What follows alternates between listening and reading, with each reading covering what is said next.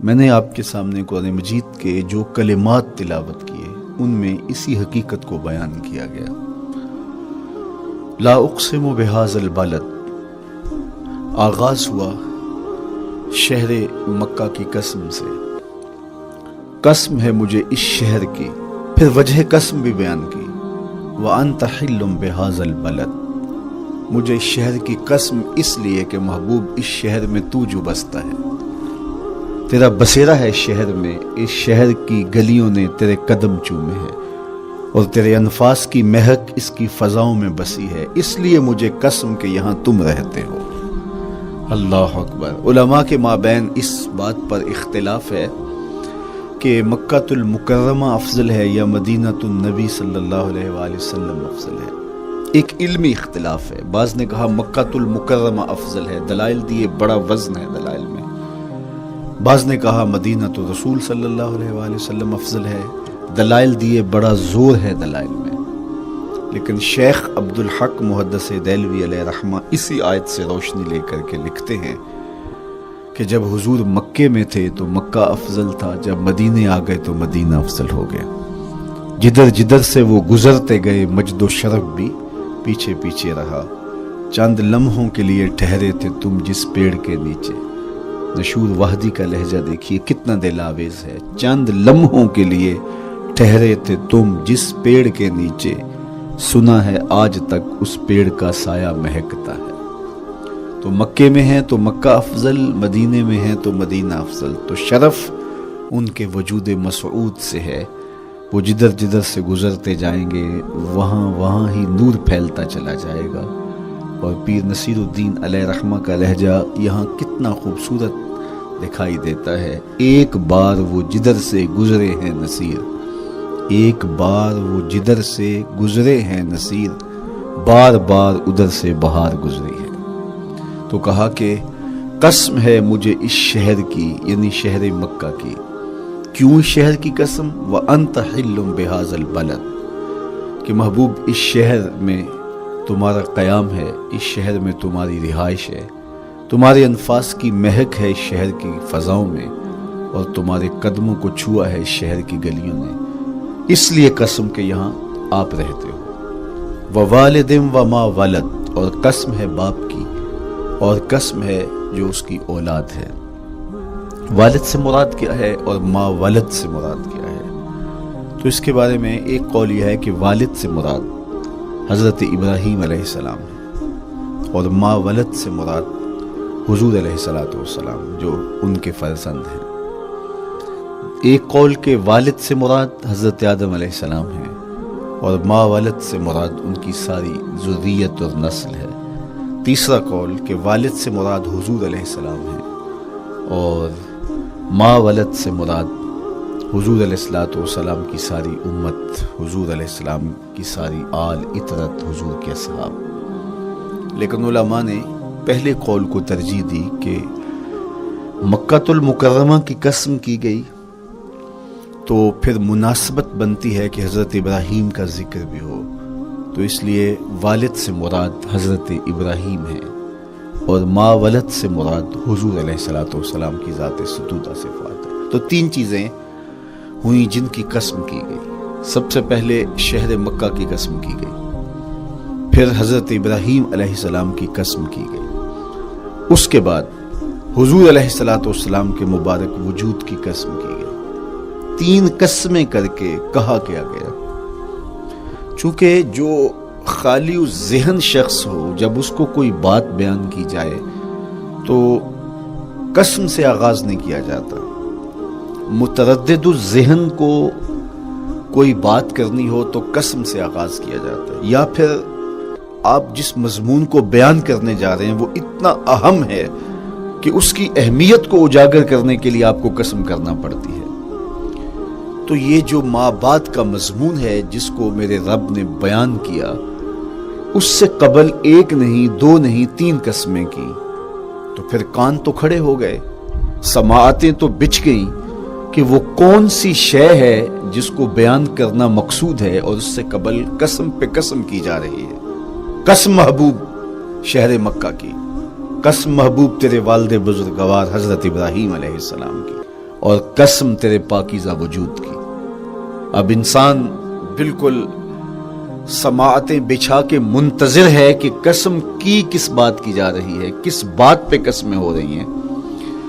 تو جواب آیا، قسم محبوب شہر مکہ کی جس میں آپ رہتے ہو، قسم آپ کے والد بزرگوار حضرت ابراہیم علیہ السلام کی، اور قسم آپ کے پاکیزہ وجود کی، لقد خلقنا الانسان فی کبد، ہم نے انسان کو مشقتوں میں رہتا پیدا کیا ہے۔ یعنی انسان کی زندگی کے اندر مشقتیں، مشکلیں، آلام، مصائب، حالات کی تلخیاں، سخت مراحل، یہ اس کی زندگی کا حصہ ہے، اور ہم نے اس کو ڈیزائن اس طرح کیا ہے کہ یہ ان ساری مشکلات سے نہ بردآزما ہوگا اور حالات کی تلخیوں کا مقابلہ کرے گا، اور خیر و شر کے ساتھ ساری زندگی اس کا تعلق رہے گا۔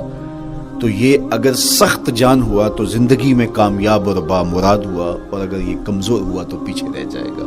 اور اس کے لیے جو قسمیں کی ہیں وہ 3 ہیں۔ قسم کا اور جواب قسم کا تعلق ہوتا ہے، یعنی جس پہ قسم کی جا رہی ہے تو جو قسم کی جا رہی ہے اس کا کوئی آپس میں تعلق ہوگا۔ جب پھولوں کا ذکر کریں گے تو پھر اس کے متعلقات ہی بعد میں بیان کریں گے۔ کسی نے کہا تھا جنگل میں کوئی مے خار مرا ہے، جنگل میں کوئی مے خار مرا ہے، اسے انگور کے پتوں کا کفن دو۔ میاں جنگل میں مرنے والے شخص کو کسی اور درخت کے پتوں کا بھی تو کفن دیا جا سکتا ہے، لیکن صاحب مرنے والا مے خار ہے، اور شراب کشید کی جاتی ہے انگور سے، تو اس کو تو ٹھنڈ تب بھی پڑے گی کہ انگور کے پتوں کا کفن دیا جائے۔ تو مناسبات ہوتی ہیں۔ تو اب جب قسم کی گئی تو قسم 3 چیزوں کی گئی، اور اس کی جواب قسم سے مناسبت کیا بنتی تھی؟ انسان کو مشقتوں میں رہتا پیدا کیا گیا، حالات کی تلخیوں سے گزرتا ہے، سخت تربیتی مراحل سے اس کو گزرنا پڑتا ہے۔ تو اس چیز کو بیان کرنے سے قبل 3 قسمیں کی گئی۔ پہلی قسم میرے حضور کے پاکیزہ شہر کی، مکہ المکرمہ کی، اس لیے کہ مکہ المکرمہ میں دیکھ لیجئے کہ صحابہ اور حضور کے ماننے والوں نے کیسے تلخ زندگی کاٹی۔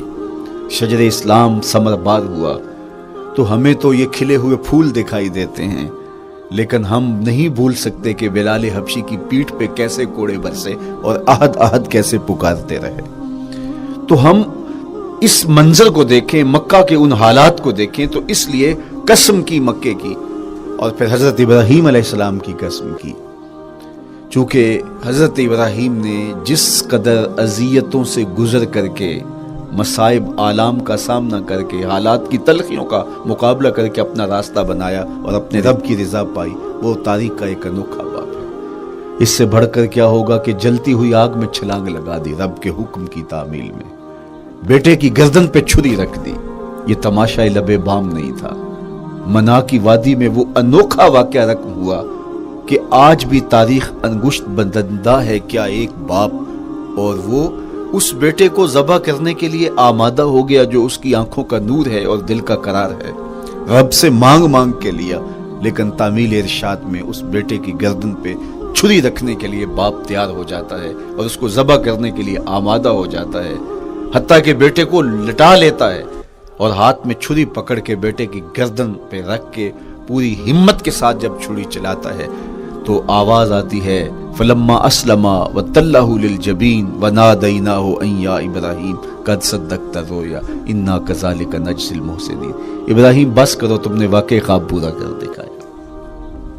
اپنی بیوی کو، اپنے نو مولود بچے کو وادی غیر ذی زرع میں چھوڑ آنا، جہاں کچھ بھی میسر نہیں تھا، یہاں آپ کو آپ کے ماں باپ چھوڑ کے جاتے ہیں، ایک خوبصورت آسودہ ماحول ہے، اور آپ کو جس مقصد کے لیے چھوڑ کے جا رہے ہیں تو وہ مقصد بھی آپ کے اور ان کے پیش نظر ہے، لیکن اس کے باوجود بھی جو ہے وہ آنکھیں نم ہو جاتی ہوں گی کہ ہم اپنی اولاد کو یہاں چھوڑ کے جا رہے ہیں، جبکہ ایک محفوظ پناہ گاہ میں آپ کو چھوڑ کے گئے۔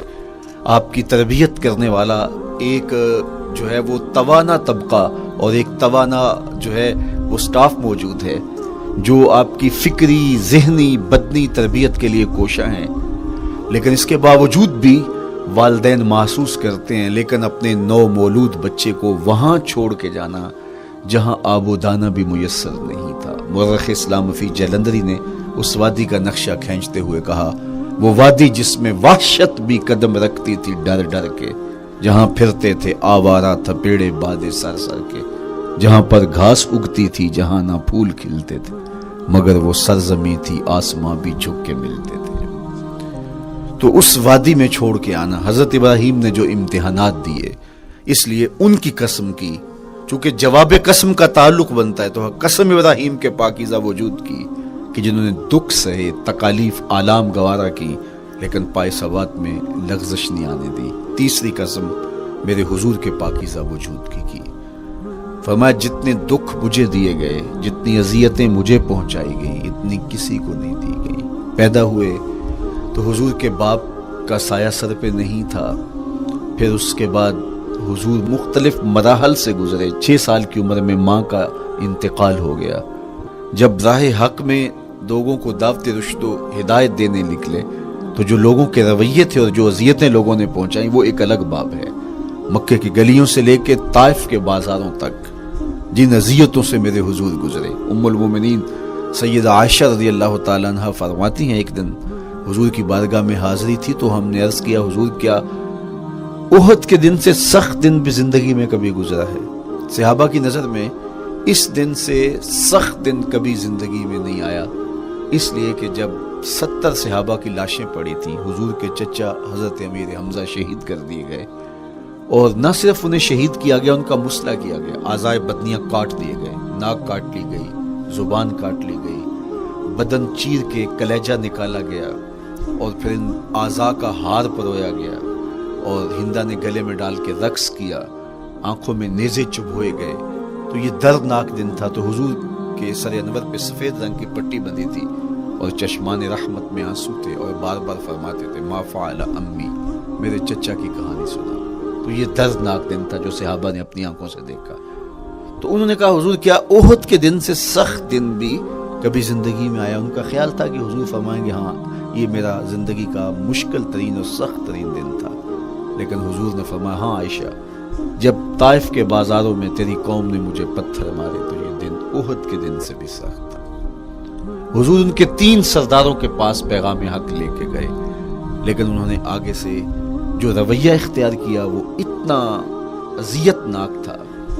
حضور نے فرمایا کہ ٹھیک ہے، میں تمہاری خیر خواہی کا جذبہ لے کے تمہارے تک پہنچا ہوں، تم نے میری دعوت کو قبول نہیں کیا، تمہاری مرضی، تمہارا مقصود، چلو اب یہ بات میرے اور تمہارے درمیان رہنی چاہیے، اس بات کو راز رہنا چاہیے، اہل مکہ تک یہ بات نہ پہنچے۔ انہوں نے کہا، ہم کیوں راز رکھیں، بلکہ اوباشوں کے ہاتھ میں پتھر دے دیے، اور حضور جب واپس ہونے لگے تو وہ حضور کے پاؤں پہ سنگزنی کرتے، حضور اپنا ایک پاؤں اٹھاتے تو دوسرے پاؤں پہ مارتے، شدت درد اور احساس کرب سے حضور بیٹھ جاتے تو ان کے گھنڈے دائیں بائیں سے بڑھتے اور کندھوں سے پکڑ کے حضور کو اٹھاتے اور مشق سنگزنی کرتے۔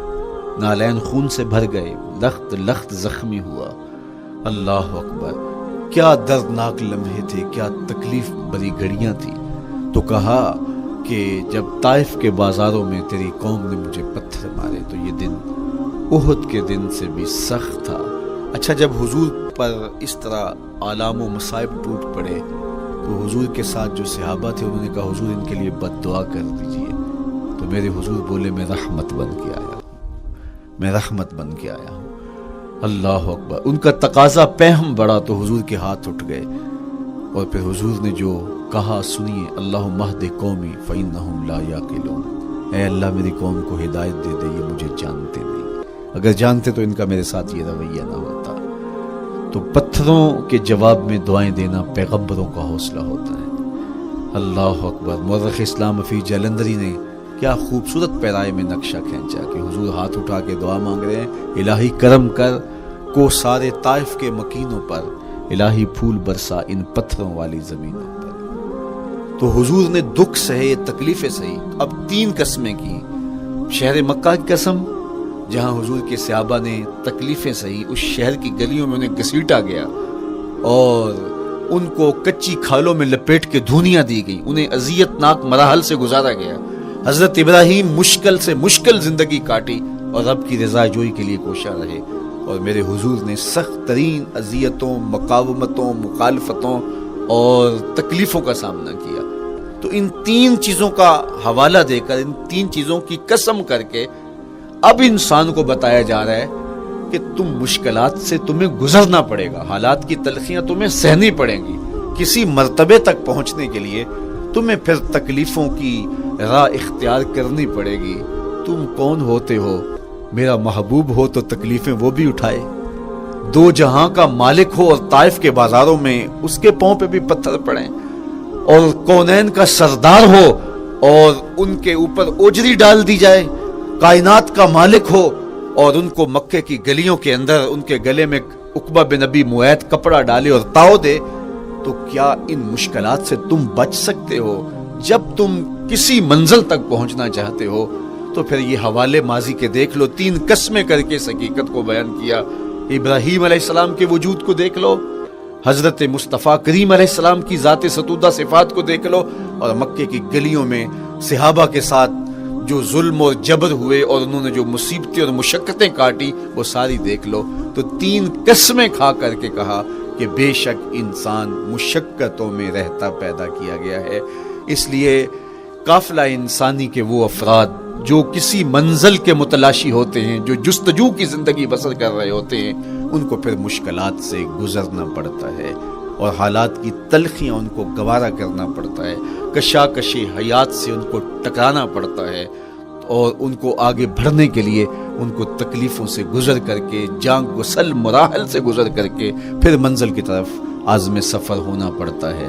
کیا میں نے اس خاکدان سے کنارہ جہاں رزق کا نام ہے آب و دانا، پلٹنا جھپٹنا جھپٹ کر پلٹنا لہو گرم رکھنے کا ہے ایک بہانہ، پرندوں کی دنیا کا درویش ہوں میں کہ شاہی بناتا نہیں آشیانہ۔ تو زندگی مشکل مراحل سے گزر جانے کا نام ہے۔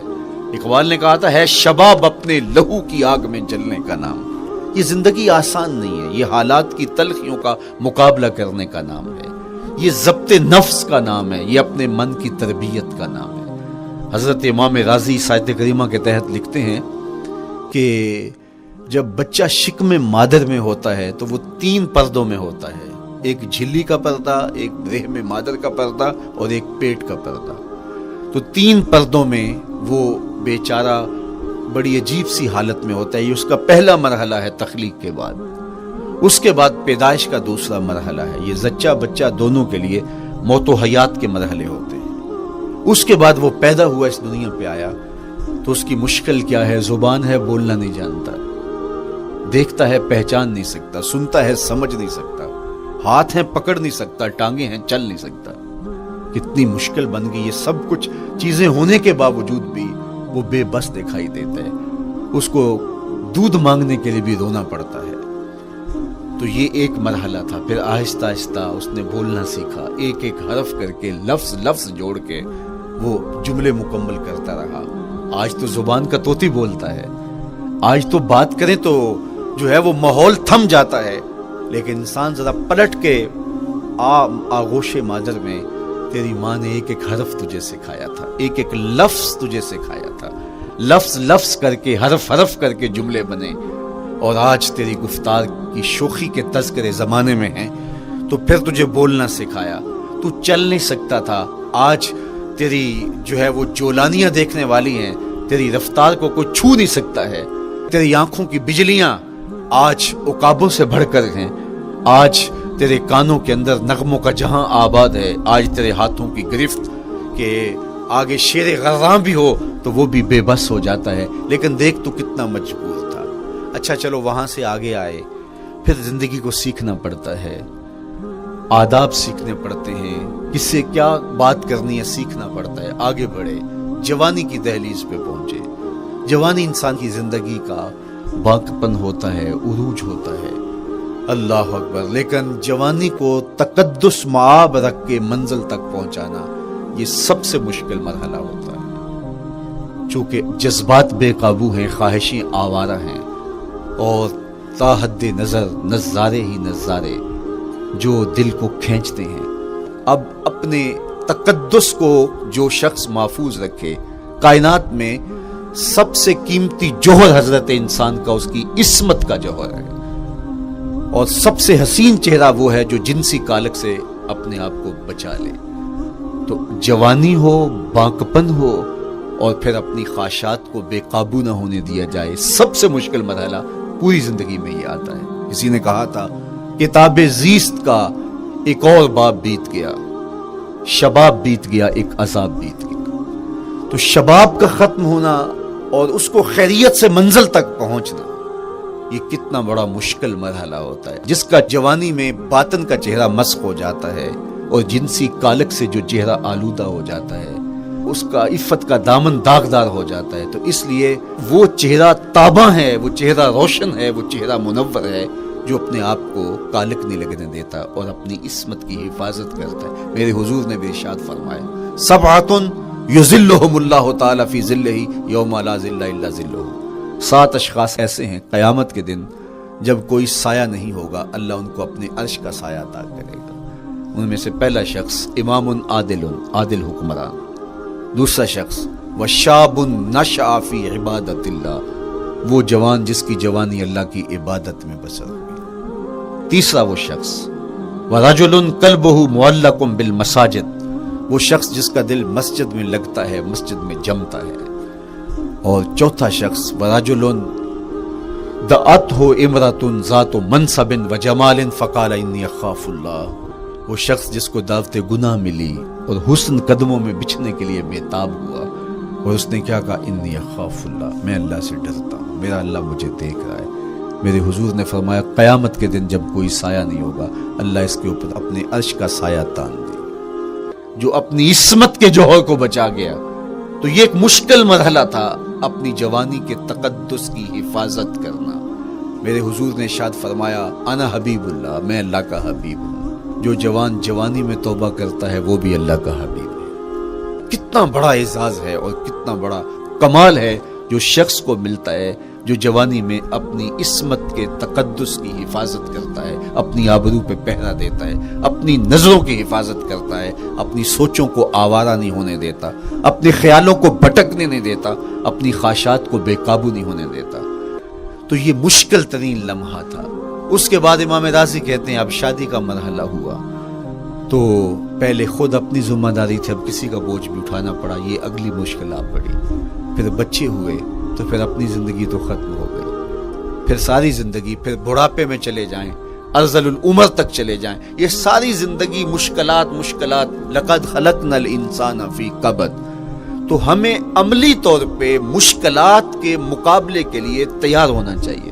دیکھیے ہم جب شکار کرنے جاتے ہیں اور وہ خطرناک جنگل ہو جس میں شیر، بھیڑی اور دیگر جانور بھی ہوں، تو پھر ہم حفظ ما تقدم کے طور پہ سب کچھ ساتھ لے کے جاتے ہیں اور اس انداز سے جاتے ہیں کہ ہمارے اوپر اگر کوئی حملہ ہو تو بچاؤ کی یہ تدبیر ہو۔ تو ہم عملی طور پہ اس کے لیے خود تیار ہوتے ہیں، تو پھر کوئی ہونے والا حملہ غیر متوقع نہیں ہوتا اور ہم اس کے لیے اپنے آپ کو مستعد اور فعال پاتے ہیں۔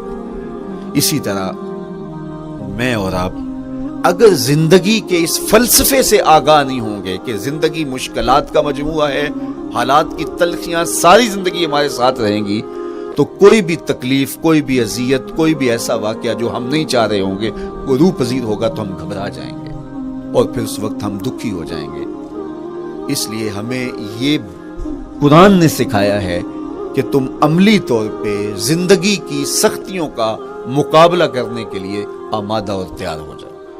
قرآن مجید میں جو صبر کا لفظ ہے اس کا مفہوم یہ ہے کہ حالات کی جو تلخیاں تمہارے اوپر آتی ہیں، وہ غربت بھی ہو سکتی ہے، وہ بیماری بھی ہو سکتی ہے، وہ لوگوں کی عداوت اور دشمنی بھی ہو سکتی ہے، وہ اور بہت ساری چیزیں ہوتی ہیں، وہ جنگوں کی حالت کا بپا ہو جانا اور تمہارا دشمنوں کے نرغے میں گر جانا، یہ سب کچھ ہو سکتا ہے۔ تو اس کے اوپر استقامت کے ساتھ تم کھڑے رہو اور تم ان کو برداشت کرنے کی اپنے اندر ہمت اور حوصلہ رکھو، تو پھر وہ تمہارا صبر ہوگا، اور یہ قوت اگر تمہارے اندر پیدا ہو جاتی ہے تو پھر تمہاری زندگی آسان اور شوقی ہو جاتی ہے۔ لیکن اگر یہ دولت تمہیں نصیب نہیں ہوتی تو پھر ساری زندگی دکھوں اور شکووں سے بھری رہتی ہے۔ اس لیے ہمیں یہ چیز سیکھ لینی چاہیے کہ زندگی نام ہی مشکلات سے نہ برد آزما رہنے کا ہے۔ عملی طور پہ ہم دیکھو، ہمیں پتہ ہے سردی آ رہی ہے تو اس کا ہم پہلے انتظام کرتے ہیں، تو سردی ہمیں دکھی نہیں پھر کرتی، ہم سردی سے بھی لطف لیتے ہیں، موسم برسات سے بھی مزہ لیتے ہیں، اور گرمی سے بھی ہم ایک حاص حاصل کر لیتے ہیں اگر ہم اس کو جو ہے اس کے لیے عملی طور پہ اپنے آپ کو تیار کر لیں۔ لیکن اگر ہم اس کے لیے تیاری نہیں کریں گے تو سوائے گھبراہٹ کے اور کچھ نہیں ہوگا۔ تو مجھے اور آپ کو عملاً اپنے آپ کو اس بات کے لیے آمادہ کرنا پڑے گا کہ زندگی ان حالات کی تلخیوں سے ٹکرانے کا نام ہے، اور ساری زندگی ہمیں ان مراحل سے گزرتے رہنا پڑے گا۔ اور قرآن نے جو ہے وہ 3 قسمیں کر کے، اور 3 قسمیں بھی شہر مکہ کی اور محبوب کریم کے پاکیزہ وجود اور جناب ابراہیم علیہ السلام کی، تاکہ تمہیں پتہ چلے جب ان کو بھی ان مراحل سے گزرنا پڑا میں اور آپ کیا بیچتے ہیں۔ اس لیے ہمیں اپنی زندگی کو ان راہوں پہ ڈالتے ہوئے صبر اور استقامت، اب صبر اور استقامت کی دولت ہمیں کیسے نصیب ہوگی، یہ دولت کس طرح، یہ قوت راسخہ ہمارے اندر کیسے پیدا ہوگی، اور کس طرح ہمارے من کے اندر یہ چیزیں سمائے گی۔ اللہ تعالیٰ کی خشیت، اس پر توکل، اس پر بھروسہ، اور اللہ تعالیٰ جل شانہ کی طرف سے ہر کام کے ہونے کا یقین ہمارے اندر یہ استقامت اور یہ حوصلہ پیدا کرتی ہے یہ چیز۔ اس لیے مجھے اور آپ کو اپنی پوری زندگی میں اس عمل سے گزر کر کے اپنے آپ کو مضبوط ترین صورتحال میں لا کے کھڑا کرنا پڑے گا، اور یہی زندگی کا جمال ہے۔ تو اب پھر دیکھیے قرآن کیا کہہ رہا ہے، لا اقسم بہذا البلد وانت حل بہذا البلد ووالد وما ولد، 3 قسمیں کی۔ اس کے بعد ارشاد فرمایا لقد خلقنا الانسان فی کبد، ہم نے انسان کو مشکلوں میں، مصائب میں، آلام میں رہتا ہوا پیدا کیا۔ کہتے ہیں جب حضرت انسان کی تخلیق ہوئی تو اس کا خمیر جب گویا جا رہا تھا تو اس کے اوپر 39 دن تک آزمائشوں کی، دکھوں کی، تکلیفوں کی بارش ہوئی، اور 1 دن خوشیوں اور مسرتوں کا بھی برسا۔ تو انسان کی زندگی کے اندر حالات سے ٹکرانا اور دکھوں کو سہنا اور دکھوں سے مقابلہ کرنا یہ سیکھنا پڑے گا، اور جب انسان اس کو عملی طور پر سیکھ جائے گا تو پھر زندگی کا جمال اور زندگی کا حسن نصیب ہوگا۔ دوسری بات، ہمیں اپنی زندگی میں 7 چیزوں کو اپنا اصول بنا لینا چاہیے، اور یہ 7 چیزیں وہ ہیں جو ہماری زندگی کو ایک خوبصورت سانچے میں ڈھال کر کے ہمیں ایک پاکیزہ اور ستھرا انسان بنا دیتی۔ پہلی چیز، التمسک بکتاب اللہ، اللہ کی کتاب سے جڑ جانا، وابستہ ہو جانا۔ جب ہم کتاب اللہ سے وابستہ ہو جائیں تو پھر ہمارے باطن کی اور نفس کی تربیت ہوتی ہے، اور پھر ہم وہ مطلوب انسان بنتے ہیں جو ہمارا رب ہم سے تقاضا کرتا ہے۔ تو اس لیے ہمیں اپنی زندگی میں اس چیز کو لازم کر لینا چاہیے کہ ہمارا کوئی بھی دن قرآن مجید کی تلاوت کے بغیر نہ گزرے۔ اپنے دن کا آغاز قرآن مجید کی تلاوت سے کیجیے۔ سورہ یاسین سے جو اپنے دن کا آغاز کرتا ہے سارا دن اللہ کی امان میں رہتا ہے، اس کی حفاظت میں رہتا ہے۔ اور اپنی شب کا آغاز سونے سے پہلے سورہ الملک کی تلاوت کریں، آپ ساری شب اللہ کی امان میں، اس کی حفاظت میں رہیں گے۔ اور قرآن مجید کو سمجھ کر اس کے مفاہیم و مطالب کے ساتھ 1 رکوع کم از کم پوری زندگی، اپنی زندگی کے نصاب میں آپ کتنا وقت مختلف امور کے لیے سر انجام دیتے ہیں۔ یہ کتاب انسانی ہدایت کے لیے، انسانی تربیت کے لیے، اس سے کوئی اور بہتر اور مؤثر جو ہے وہ نصاب نہیں ہو سکتا ہے۔ انسان سازی کا بہترین ذریعہ ہے یہ کتاب، اور اس کتاب کے ذریعے سے جو ہے وہ انسان پستیوں سے اٹھ کے بلندیوں تک جا پہنچتا ہے۔ اقبال نے تو کہا کہ گر تمی خواہی مسلمان زیستن نیست ممکن جز بقرآن زیستن، اگر تو مسلمان بن کے جینا چاہتا ہے تو قرآن کے بغیر ایک قدم بھی نہیں چل سکتا۔ تو آگے چل کے اسی نظم میں کہا کہ فاش می گوئم آنکھ در دل مزمرست ای کتابیں نیست چیزیں دیگرست، اگر میں کھل کے بیان کر دوں جو میرے سینے میں چھپا ہے تو میں تجھے بتا دوں کھل کے یہ کتاب نہیں، یہ کوئی اور ہی شے ہے۔ کن لوگوں کو کہاں سے اٹھایا اور یہ کتاب کہاں تک لے گئی، جو باہمی جنگ و جدل میں الجھے ہوئے تھے اور حرف شناس بھی نہیں تھے، جو سواد آشنا بھی نہیں تھے، پھر انہوں نے جو ہے وہ روما کی سلطنت بھی الٹ کے رکھ دی. یہ کرشمہ تھا اس کتاب کا جس نے زندگی کا جمال ان کی روحوں کے اندر پیدا کر دیا. تو میں اور آپ اپنی زندگی میں قرآن مجید سے کبھی بھی دور نہ ہوں. روزانہ کی بنیاد پہ آپ تلاوت کلام مجید اپنی زندگی میں شامل رکھیں. انشاءاللہ اس کے اجالے دنیا میں اور آخرت میں آپ اپنی آنکھوں سے مشاہدہ کریں گے. حضرت امام احمد بن حنبل فرماتے ہیں میں نے رب سے کہا کہ مجھے اپنا قرب عطا کر. آواز آئی میرا قرب چاہتے ہو تو قرآن پڑھا کر. یہ رب کی قربت کی بھی ضمانت ہے اور ضبط نفس اور باطن کی تربیت کا بھی ذریعہ ہے. اچھا دوسری بات والاقتداء بسنت رسول اللہ صلی اللہ علیہ وآلہ وسلم. ہمارے لیے بہترین نمونہ ہمارے حضور علیہ الصلوۃ والسلام کی زندگی ہے. حضور کے دیا ہوا نظام حیات ہے جس پر حضور نے خود عمل کر کے دکھایا. میرا عشق رسول میری محبت رسول اس بات کا تقاضا کرتی ہے کہ میں ان کے طریقہ حیات کے مطابق اپنی زندگی گزاروں. اسلام دعوے کی بات نہیں کرتا، دلیل ہم سے مانگتا ہے.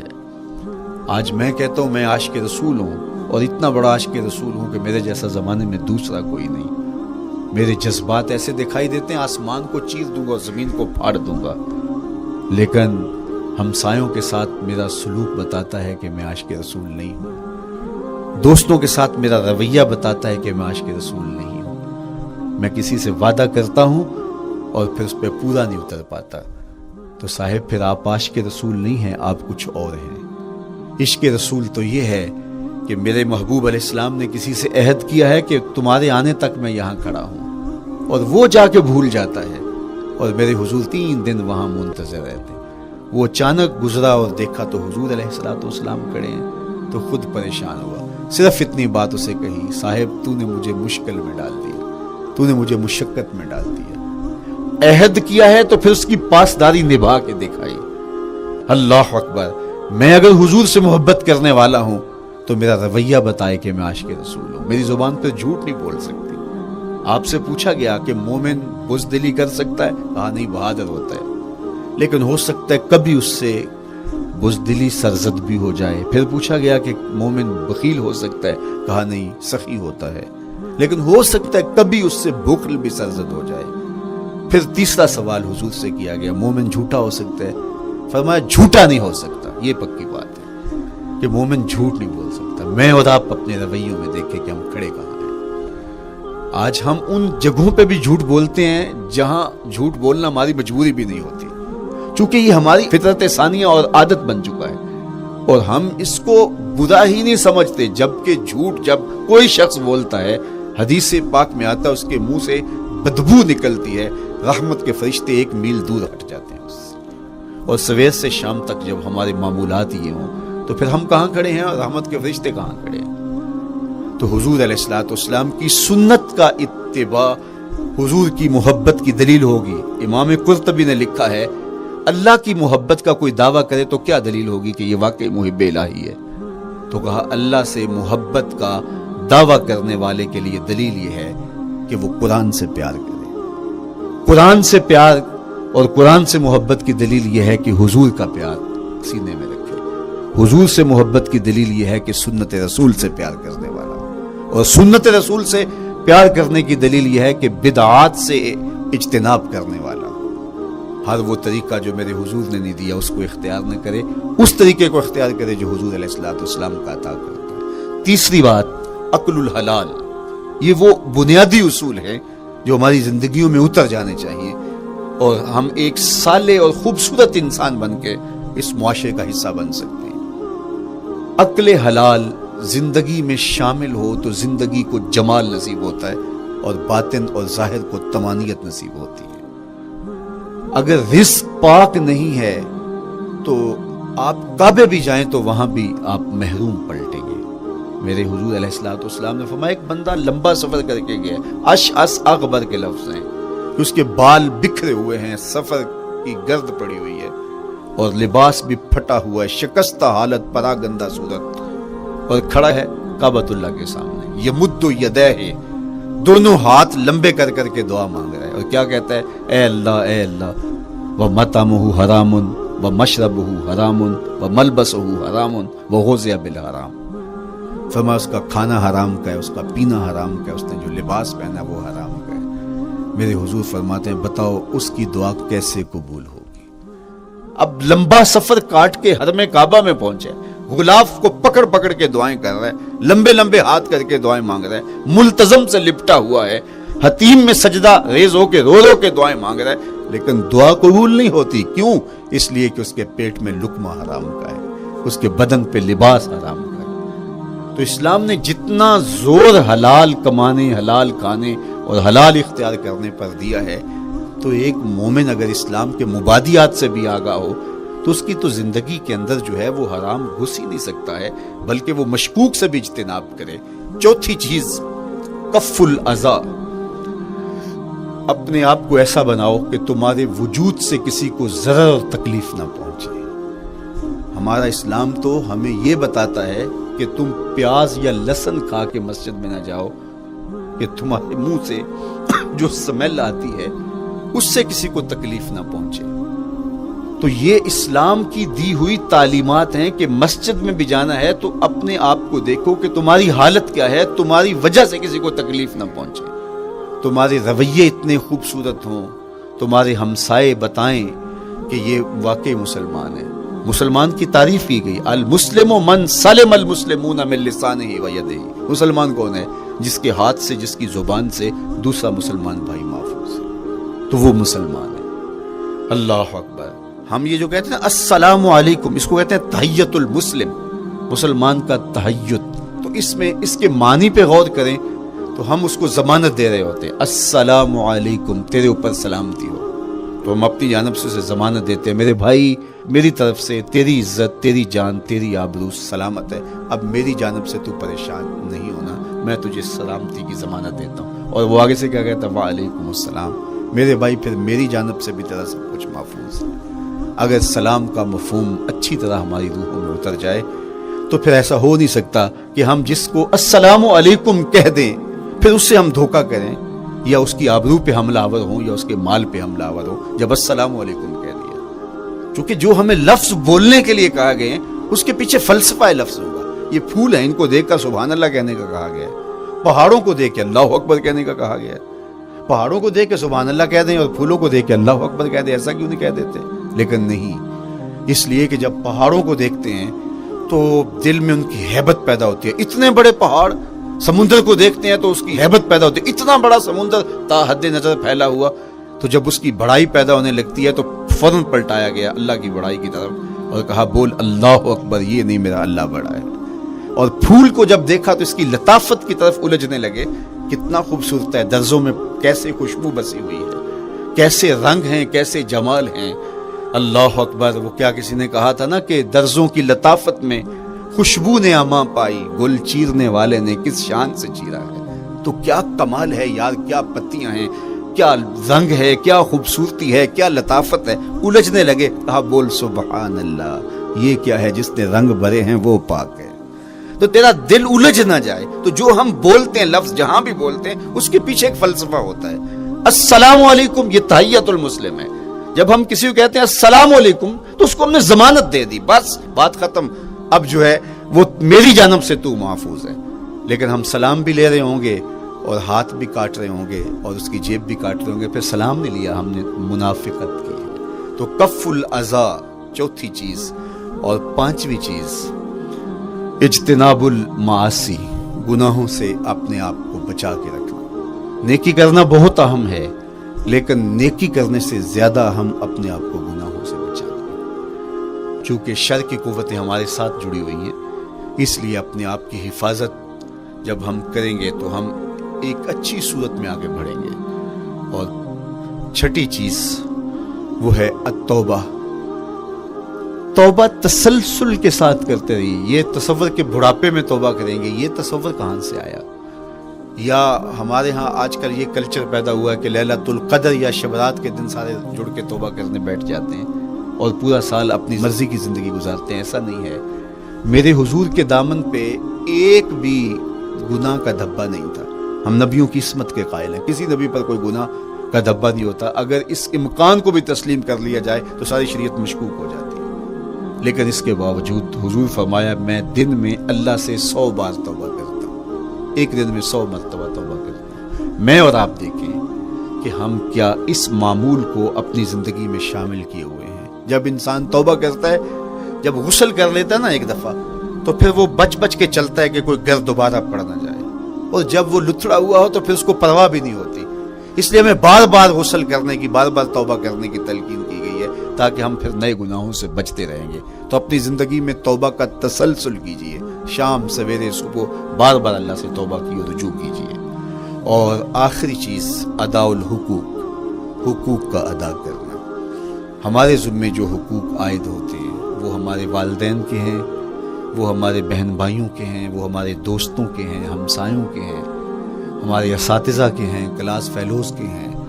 وہ حقوق حتیٰ کہ جانوروں کے کیوں نہ ہوں، تو ان حقوق کو ہم ادا کرنے والے دستبردار نہیں ہو سکتے ہم ان حقوق سے۔ یہ مومن کی زندگی ہے، یہ ہمارا نظم حیات ہے، یہ اسلام کا دیا ہوا منشور ہے، یہ طریقہ زندگی ہے کہ ہم ایک ایک کے حق کو ادا کرتے ہوئے اپنی زندگی کو بسر کریں۔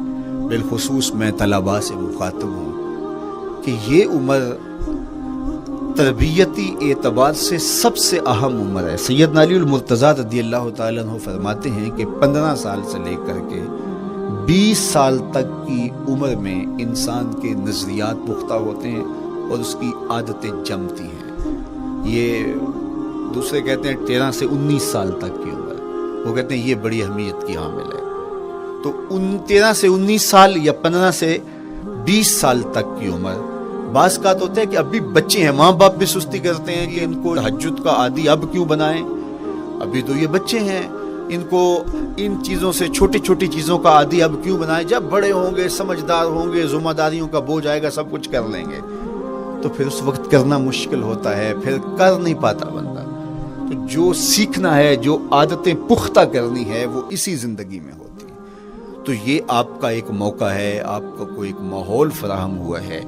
آپ کے ہمسائے آپ کے کلاس فیلوز ہیں جو آپ کے ساتھ کمرے میں رہ رہے ہیں۔ ہمسائیگی کے حقوق ادا کرنے کا جو انداز ہے وہ یہاں ہی سیکھیے اور اپنے اندر اس کو متحقق کیجیے اور پختہ کیجیے۔ اسی طرح اپنے گفتگو کے لہجوں میں شائستگی، اپنے انداز کے اندر خوبصورتی اور اپنے رویوں کے اندر جمال پیدا کرنے کی کوشش کریں۔ اپنے آپ کو مؤثر بنائیں اور شریعت کے بتائے ہوئے اصول اور ضابطوں کے مطابق آپ جب زندگی کے چند دن گزار لیں گے، پھر زندگی گزارنے کا نشہ آنے لگ جائے گا۔ چونکہ جب ہم اپنی خواہش کی زندگی گزارتے ہیں تو پھر ہم خود بے چین اور مضطرب ہوتے ہیں، اس لیے کہ ہمیں اس طرح زندگی گزارنی چاہیے جس طرح ہمارے رب نے ہمیں بتایا ہے۔ آپ کوئی بھی مشین خریدتے ہیں، کوئی بھی چیز لیتے ہیں تو اس کے ساتھ چھوٹی سی بک دیتے ہیں، آپ کو اس کا طریقہ استعمال بتاتے ہیں کہ اس کو یوں استعمال کرو گے تو دیر پا اس کے فوائد حاصل کرو گے۔ اگر یہ مائک ہم اس طرح استعمال نہیں کرتے، اپنی خواہش سے استعمال کریں گے تو پھر نتیجہ کیا ہوگا کہ تھوڑے دنوں کے بعد جو ہے وہ خرابی کی طرف سلسلہ چلے گا۔ اس طرح یہ وجود جس پاکیزہ ذات نے بنایا ہے، اس نے ہمیں بتایا ہے کہ اس کو استعمال کیسے کرنا ہے اور اس زندگی کو کیسے گزارنا ہے۔ اور پھر انسان کو ایک ماڈل اور نمونہ بھی چاہیے، تو کہا نمونہ دیکھنا ہے تو محمد عربی کی ذات دیکھ لو، ادھر دیکھتے جاؤ اور زندگی گزارتے جاؤ، دیکھنا تمہاری زندگی کتنی خوبصورت اور کتنی پروقار گزرتی ہے۔ اللہ آپ کو دنیا آخرت کی برکتیں دے، اپنی پناہوں اور اپنی امان اور اپنی حفاظتوں کا حصار دے، اور آنے والا کل اللہ بہتر فرمائے، میرے وطن کی خیر کرے، میرے ملک کو امن کے اجالے دے، یہاں دہشت گردی کے سلگتے علاؤ ٹھنڈے کر کے امن کی بہاریں پیدا کر دے۔ کی محمد سے وفا تو نے تو ہم تیرے ہیں، یہ جہاں چیز ہے کیا لوح قلم تیرے ہیں۔ وآخر دعوانا ان الحمد للہ۔